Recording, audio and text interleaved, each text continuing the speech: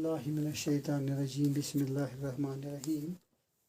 Ratio bachcho yus asya sabak paran chu emek anman chu chinar.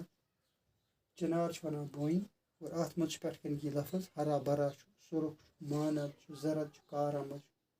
हरा भरा में मानी तो लिखित हरा भरा गो सरसब्ज सुरख गो लाल वजुल वन मानद गो हिवी यस मानद वन गो जैसा जरद गो पीला कारमद गो फायदा मंद वो पर सबक चिनार चिनार चूंकि बोई वन सारे बोड़ बार पुल कश्मीर मज दुनिया मज लगभग चिनार कश्मीर का सबसे बड़ा दरख्त है युस बोई कश्मीर सारे बोड़ पुल इसका कश्मीरी नाम बोई है आज कशिर पे वन बोई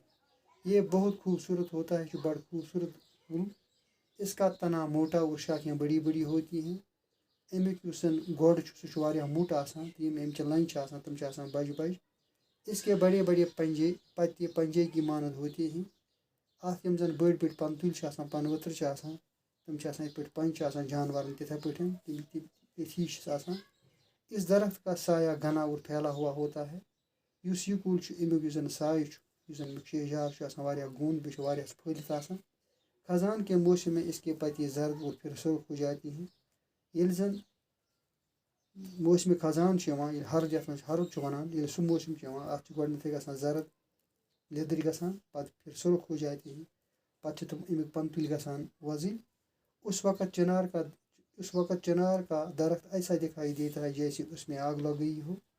अच्छु बासान तिस पे मोई कुल तिथु हरदस मज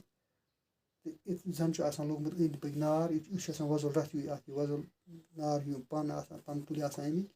इस मौसम में पत्ते गिरने लगते हैं खजान किस मौसम हरद किस मौसम मज पन वथर पत्थर वसित गिरान पत्थर और दरख्त के नीचे पतों की ढीर लग जाती है अत कुलिस तल कुलिस जेर साय जन पन तुल पे बड़ बड़ पन डेर बनान और आज को उतने तान आज को तान गोडुक पैराग्राफ और यह करू तुम याद पे लिखो तुम गए